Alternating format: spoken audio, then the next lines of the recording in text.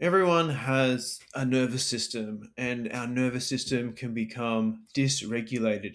I would go to say it becomes dysregulated pretty quickly when we wake up in the morning, depending on how we wake up and how we went to bed and how our sleep was. There's lots of factors that cause dysregulation in the nervous system. I'm going to talk to you today about anger and how to start to move towards being able to regulate anger.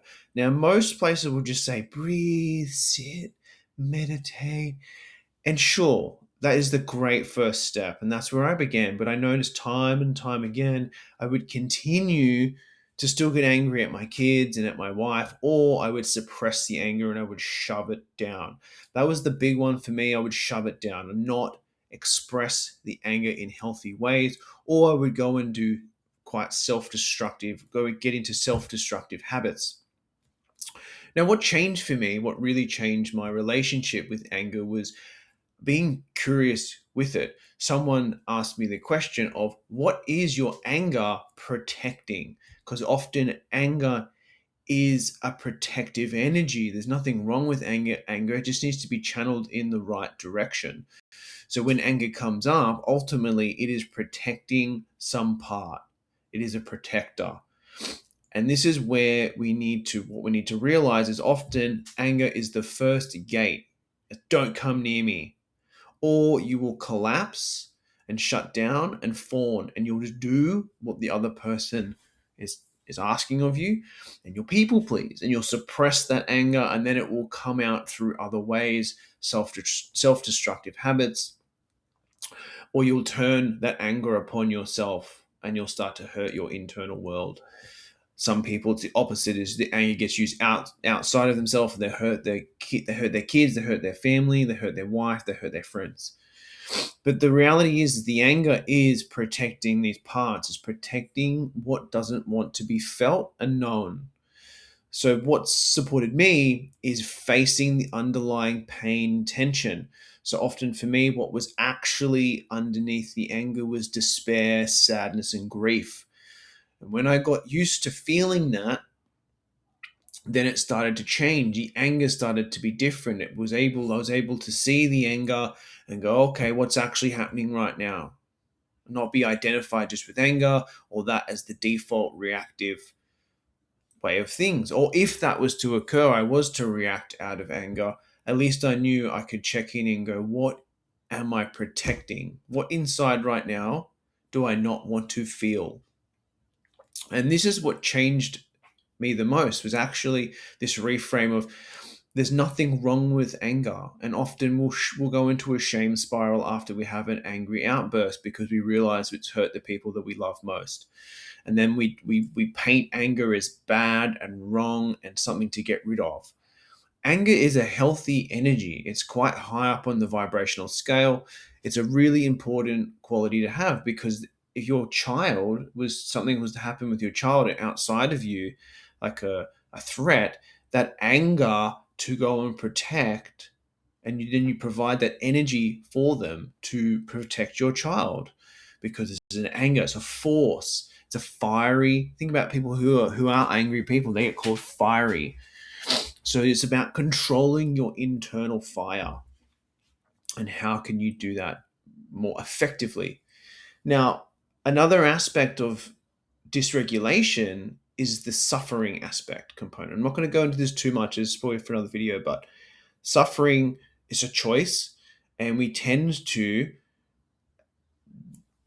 put pain and suffering and squish them together, and we add more unnecessary dysregulation in our system, because here's the pain here and the anger is protecting it, and then we decide to put suffering on top of it.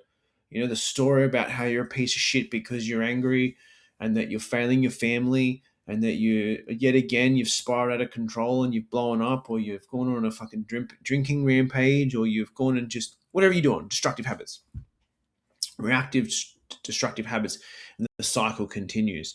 And that suffering is creating dysregulation. So when people just say, just breathe, just do this, just do this, it's like, it works. But if you don't face your pain, if you don't face the tension in your body, in your soma and get curious with what is underneath. And often it's from childhood, man. It's from childhood, it's from your teens. It's a build up. It could be a build up from the relationship you're in. If you're in a long term relationship, it could be a build up of so many times your boundaries being crossed by your wife or your children or even a friendship. And then it's like these unmet needs have not happened. So the thing that supported me the most is, yeah, using breathing and meditation so you can pause and stop. So there's a gap between your reactivity. Now this takes time, it takes presence, and it takes consistency. You have to be willing to face why you're angry and be honest, and then take the necessary steps. One of the things that supported me in the beginning when it was really hard was actually to take myself away from the situation. So if I was angry at my kids or I was angry at my wife, I took myself away from them. I went outside, I went into a spare room, did some breathing, asked myself some questions, and then came back a little bit more regulated to be able to face what was actually happening. And then I would take it to a therapist or take it to a rebirth. For me, it was rebirthing breathwork or EMDR therapy, which really supported me. So another aspect is if you don't feel it, then you won't become regulated. You can't regulate through just thinking about it. You can't think yourself into regulation. If you don't feel the sensations of the anger, and then what the anger is protecting, the sadness, the grief, the despair, the loneliness, the failure, the inadequacy. If you don't feel all that and take complete ownership over it, it's going to continue to hide and create dysregulation, and it's going to feed the stories of suffering.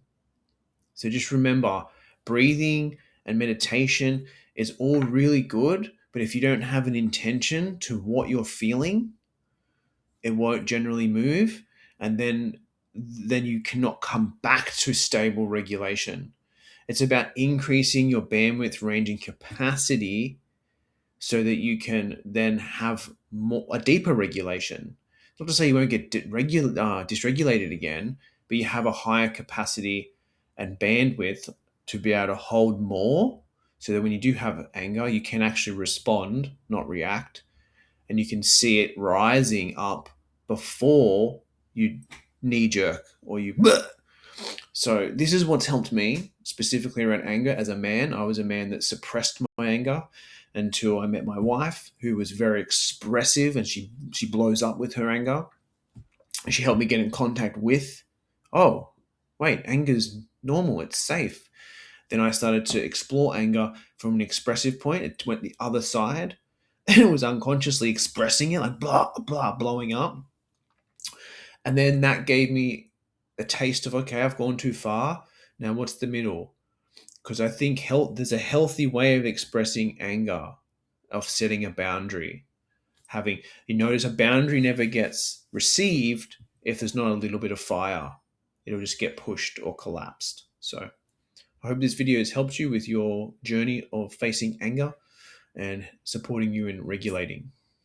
Peace out. Give me a follow, subscribe, like, all the good stuff on YouTube. You.